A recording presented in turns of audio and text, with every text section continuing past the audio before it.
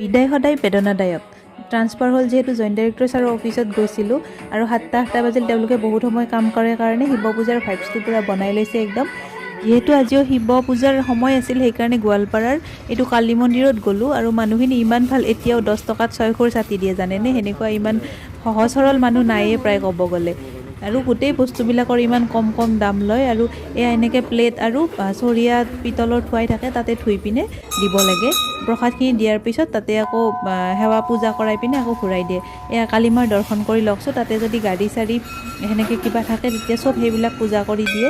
আৰু আমি 3বাৰ পৰিক্ৰমা কৰিলোঁ, কৰি পিনে তাৰে ওচৰতে এটা শিৱ মন্দিৰ আছে, সেই শিৱ মন্দিৰটোত সকলোৱে গাখীৰ চাখীৰ পানী দি আছিল আৰু আমিও সেনেকৈ দৰ্শন কৰিলোঁ। আৰু এয়া মোৰ মোবাইলতে চাই চাওকচোন, যিহেতু গোৱালপাৰা মানুহ জানে, এইখিনি যদি বেলেগ মানুহে চাই আপোনালোকেও দৰ্শন হৈ যাব, মোৰ মোবাইলত থৈ দিয়ে। এয়া চাই লওক। তাৰপিছত কল কেইটামান গৰুক প্ৰিয়ংকাই খুৱাই অফিচৰ কাম